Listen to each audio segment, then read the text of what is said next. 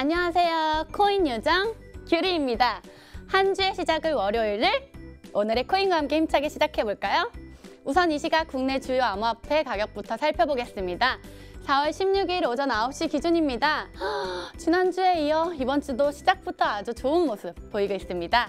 비트코인이 3.92% 오르면서 862만 5천 원에 거래가 되고 있고 아이오타가 16.22% 오르면서 가장 큰 상승폭 나타내고 있네요. 이번에는 글로벌 거래량 순위입니다. 거래량은 지난주 금요일에 비해서는 줄었지만 그래도 점차 회복하는 모습입니다.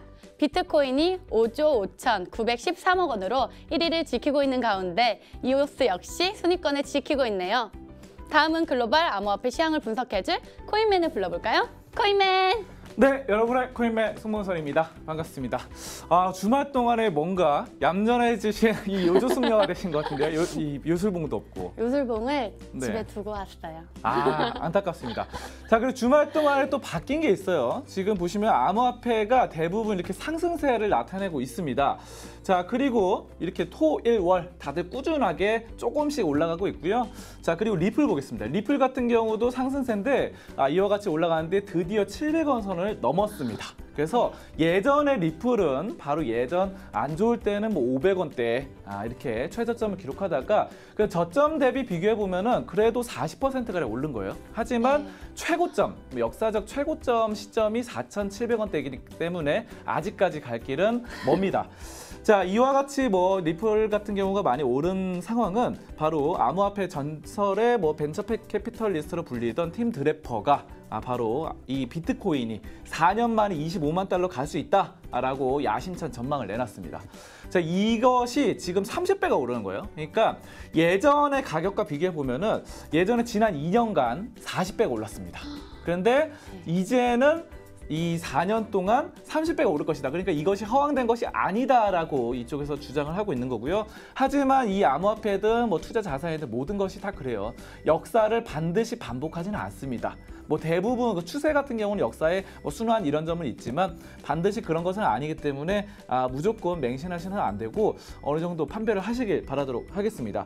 자, 그리고 오늘 월요일이기 때문에 저번 주에 주요한 이슈 하나 말씀드리면은 저번 주 목요일 날 어떤 한 코인이 무려 30분 만에 11,400% 상승했습니다. 바로 이것은 바로 처음 상장된 이 미스릴 코인이라는 코인인데요.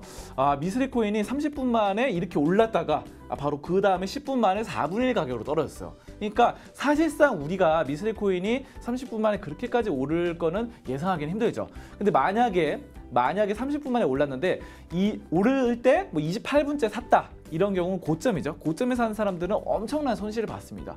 그래서 이것에 대해서 지적이 많은데 주식 같은 경우는 상한가 하한가 제도가 있어요. 그래서 30% 이상 오르면은 더 이상 오르지 못하게 막아놓고 30% 이상 떨어지면은 더 이상 못 떨어지게 막습니다. 이런 것들처럼 이 암호화폐도 이런 것들이 좀 도입이 돼야 되지 않나 이런 지적이 나오고 있는 상황입니다. 그래서 좀 더 안정성 있는 투자를 하자 이런 말들이 나오고 있습니다. 자, 여기까지 암호화폐 종합 분석 시간이었습니다. 네, 감사합니다.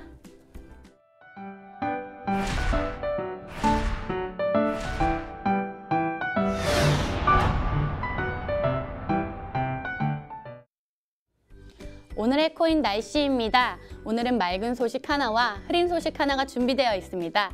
흐린 소식부터 보시죠. 러시아 전역에서 글로벌 메신저 텔레그램에 접속이 차단될 예정입니다.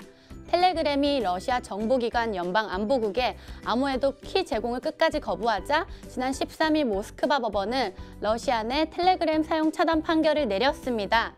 텔레그램 소식은 오늘의 코인에서도 지난달부터 전달해 드렸었는데요. 그로부터 얼마 지나지 않아 텔레그램 창업자 파벨 두로프는 2개의 금속 열쇠 사진을 포스트해 보안 당국에 약을 올리는 등 암호에도 키 제공 거부 의사를 고집했습니다. 텔레그램은 지난달 대규모 ICO를 진행했던 기업이니만큼 앞으로의 상황을 계속 지켜봐야 할 것 같습니다. 이번에는 맑은 소식 보겠습니다. 인도네시아 핀테크 기업이 비트코인은 이슬람 종교의 샤리아 법률에 의해 허용된다는 보고서를 발표했습니다. 샤리아 법을 보면 이자를 받고 돈을 받는 행위를 금지하는 규칙이 있는데요. 핀테크 기업 블라썸 파이낸스 매튜 마틴 대표는 중앙은행은 국가에게 돈을 빌려주는 행위인 반면 비트코인은 작업 증명 프로세스를 기반으로 비트코인이 샤리아 법에 더 부합하다는 거죠. 일각에서는 이슬람 암호화폐 거래량 증가가 비트코인 상승을 이끌었다는 분석을 내놓기도 했습니다. 블록체인과 블록체인, 여러분은 어떻게 사용하고 계시나요? 최근 한 SNS에서 블록체인의 한글 표기법에 대한 논쟁이 일었는데요. 미국식 발음대로 블록체인을 사용하자는 입장과 블록과 체인의 합성어이니 의미 왜곡을 하지 말라며 블록체인을 사용하자는 논쟁이 붙은 거죠. 암호화폐 표기 논란 역시 현재 진행형인데요. 정부와 언론은 아직도 가상화폐와 암호화폐 표현을 혼용하고 있습니다. 저는 이 같은 논쟁 역시 암호화폐가 우리 삶에 자리 잡아가는 과정이 아닐까 싶은데 여러분은 어떻게 생각하세요? 지금까지 여러분의 코인 요정 귤이었습니다.